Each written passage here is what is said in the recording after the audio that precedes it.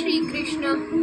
अध्याय 2 का 45वां सार आप सभी के सामने।